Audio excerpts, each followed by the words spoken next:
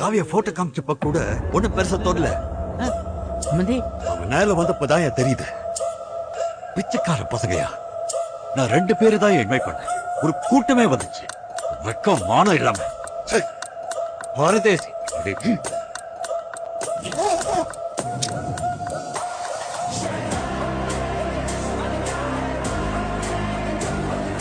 ஐயாவுக்கும் கூட்டாளிகளுக்கும் அழகூர் வட்டம் Vadakalai 200 acre, தெக்கலை 300 acre, சுமார் 500 acre விவசாய நிலமே கிடைக்கு. அதுல விளையிற நஞ்ச புஞ்ச கரும்பு அரிசி பருப்புன்னு அறுவடை போக வருஷம் வர்ற வருமான தொகையோட டாக்குமெண்ட் இது. 50 ஏக்கர் சவுக்கு தோப்பு டாக்குமெண்ட் இது. 80 ஏக்கர் தென்னந்தோப்பு டாக்குமெண்ட் இது. ஐயாவுக்கு உள்ளூர்ல வீடு, பூர்வீக வீடு, 200 பேர் வேலை பார்க்கிற ரைஸ் மில், அதோட சேர்த்து 300 பேர் வேலை பார்க்கிற சிஸ்டம், அதுல வர ஒட்டுமொத்த வருமானத்தோட டாக்குமெண்ட்.